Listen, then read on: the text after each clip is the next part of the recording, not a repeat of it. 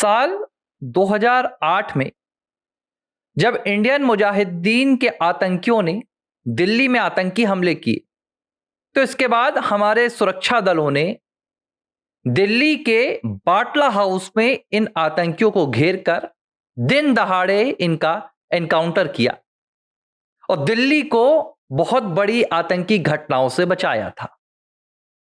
लेकिन इसके कुछ दिन बाद जब 10 जनपथ में बैठी सोनिया गांधी को इन आतंकियों के मारे जाने की तस्वीर दिखाई गई, तो तस्वीर देखकर सोनिया गांधी के आंसू नहीं रुक रहे थे। ये आंसू इन आतंकी हमलों में शहीद हुए पुलिसकर्मियों के लिए या सुरक्षा बलों के लिए नहीं थे, बल्कि ये आंसू आतंकियों की दर्दनाक तस्वीरें देखने पर थे। सोनिया गांधी को यह बर्दाश्त नहीं हुआ कि कैसे भारत के सुरक्षा दलों ने इन आतंकियों के खोपड़े उड़ा दिए। यह वो वक्त था जब पूरी दिल्ली इन आतंकियों के एनकाउंटर के बाद राहत और चैन की सांस ले रही थी। आज भी बाटला हाउस की यह घटना पूरे देश के लिए एक सबक है। लेकिन सिर्फ बाटला हाउस की बात नहीं है। यह कांग्रेस पार्टी का जो गांधी परिवार है, जब भी चुनाव आते हैं या गांधी परिवार किसी संकट में फंस जाता है, राजनीतिक हो, आर्थिक हो या न्यायिक संकट हो, तो यह अपने आप को आतंक से पीड़ित परिवार बताता है। गांधी परिवार कहता है कि हम आतंकवाद के पीड़ित परिवार हैं।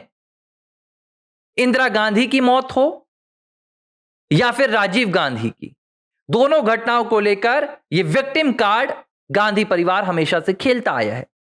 ठीक है, मुझे कोई इसमें दो राय नहीं है। आपके परिवार में इस तरह की मौतें हुई हैं, देश के 2 पूर्व प्रधानमंत्रियों की इस तरह से हत्या हुई है, पूरा देश इस पर दुख जाहिर करता है और इन घटनाओं की निंदा करता है। लेकिन देश आतंक से पीड़ित है तो आतंकियों की निंदा करता है। लेकिन यही गांधी परिवार जो अपने आप को आतंक से पीड़ित परिवार बताता है, प्रियंका गांधी वाड्रा जो चुनावी जनसभाओं में कहती हैं कि मैंने अपने पिता को खोते हुए देखा है, कैसे आतंकियों ने उन्हें मारा, मैंने अपनी दादी को देखा है। लेकिन इस गांधी परिवार का एक दूसरा चेहरा भी सामने आया है। इस गांधी परिवार का एक वो चेहरा भी सामने आया है जब इन्हीं आतंकियों की तस्वीरें देखकर सोनिया के दर्द होने लगता है, दिल में आंखों से आंसू बहने लगते हैं। यह बात 2008 की थी और अब 2026 चल रहा है, लेकिन इन सालों में आज भी कुछ नहीं बदला है। अफजल गुरु को संसद हमले के दोषी को फांसी दी जाती है तो कांग्रेस के समर्थक उसकी फांसी रुकवाने के लिए रात के 2:30 बजे भी अदालत को खुलवाते हैं। अजमल आमिर कसाब को फांसी दी जाती है तो उसकी फांसी को रुकवाने के लिए कांग्रेस के समर्थक राष्ट्रपति को दया याचिका लिखते हैं। और अब जब उमर खालिद और सजील इमाम जैसे दंगों की साजिश रचने वाले अपराधियों को, आरोपियों को देश की सर्वोच्च अदालत ने जमानत देने से इंकार कर दिया, तो कांग्रेस पार्टी इसका मातम मना रही है। 10 जनपद से लेकर 24 अकबर रोड तक यह मातम मनाया जा रहा है। 2020 का वो वक्त था जब पूरे दिल्ली में एनआरसी और सीएए को लेकर जगह जगह आंदोलन चल रहे थे। सरकार के खिलाफ बड़े षड्यंत्र रच रहे थे। आंदोलन से किसी को आपत्ति नहीं थी, विरोध से किसी को गुरेज नहीं था। लेकिन इस आंदोलन की आड़ में जो देश विरोधी तत्व भारत को, दिल्ली को अस्थिर करने की कोशिश कर रहे थे, उनमें से ये 2 चेहरे निकल कर आए थे, जिसका एक का नाम सजील इमाम था और दूसरे का उमर खालिद, जो भारत के टुकड़े करने के ख्वाब देख रहे थे, जो चाहते थे कि दिल्ली के उन आंदोलन जीवियों के बीच में दंगाइयों को भेजा जाए और पूरे दिल्ली में दंगे पैदा कर दिए जाएं, भारत की सरकार को अस्थिर कर दिया जाए।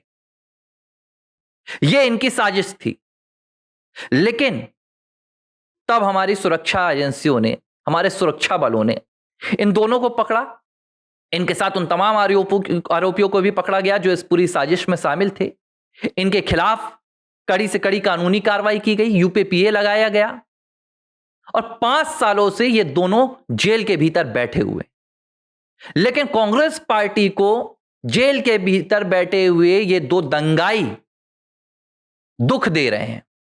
कांग्रेस पार्टी को अच्छा नहीं लग रहा है, गांधी परिवार को यह रास नहीं आ रहा है कि ये दो दंगाई जेल के भीतर क्यों बैठे हैं, जेल के बाहर होना चाहिए तो शांति का माहौल होगा।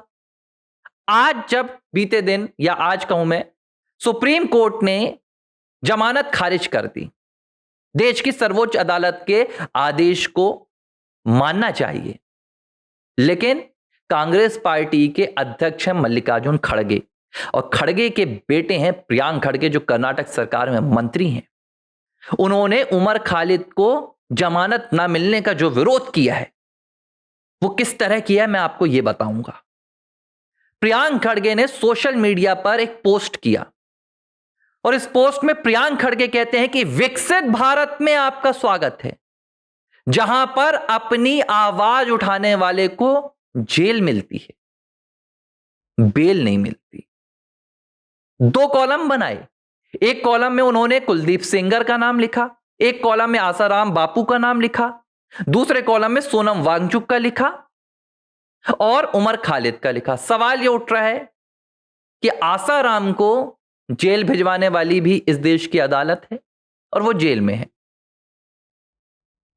कुलदीप सेंगर की भी जमानत खारिज करने वाली सुप्रीम कोर्ट है।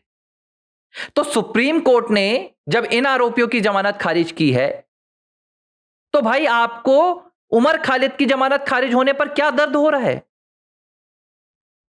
उमर खालिद आपको देश का सबूत क्यों लगता है? क्यों आपको लगता है कि उमर खालिद देश के लिए राष्ट्रभक्ति कर रहा था? जो आरोपी दिल्ली को दहला देना चाहता था, हजारों मौत की कहानी रच रहा था, क्या कांग्रेस पार्टी का यह मल्लिकार्जुन खड़गे का बेटा प्रियांक खड़गे देश में हजारों मौत चाहता है? क्या प्रियांक खड़गे यह चाहता है कि एक बार फिर से देश में दंगे हों? और यह बात तो छोड़ दीजिए, सोनम वांगचुक जिसने लद्दाख में हिंसा की, साजिश रची, अगर सोनम वांगचुक को जेल में रखा गया है तो क्या तकलीफ है? आप ही तो कहते हैं ना कि आपका जो गांधी परिवार है यह आतंक का पीड़ित परिवार है, आतंकियों ने इनके परिवार के 2 लोगों की जान ली, आप कहते हैं ना। तो उमर खालिद जो दिल्ली के सैकड़ों हजारों लोगों की जान लेना चाहता था, अगर उसकी जमानत खारिज हो रही है तो आपको क्या दुख हो रहा है?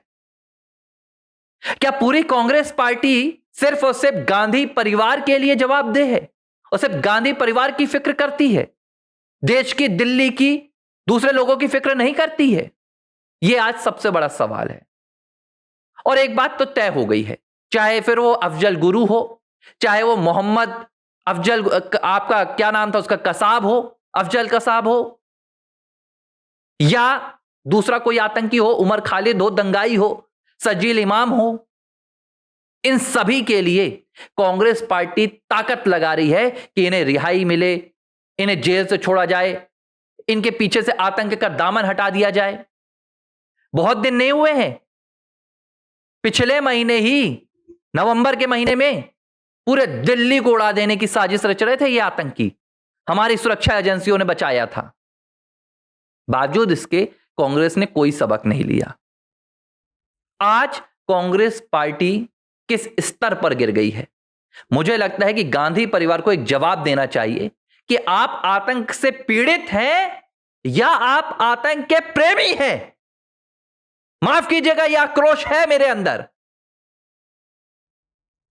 मैं जानता हूं यह पत्रकारों की भाषा नहीं होती है, लेकिन अगर कोई आतंक का साथी बनेगा, दंगाइयों का साथी बनेगा, तो यह देश उसे जवाब देगा।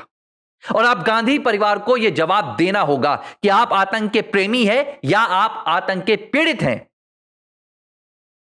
गाजा पर पत्र लिखने वाली सोनिया गांधी, सजील इमाम और उमर खालिद की रिहाई क्यों चाहती हैं, यह कांग्रेस को बताना होगा। नहीं तो एक बात तय है कि देश के भीतर ही देश के असली दुश्मन छिपे हुए हैं, कहीं सियासत के पीछे छिपे हुए हैं तो कोई शहादत के पीछे छिपे हुए हैं।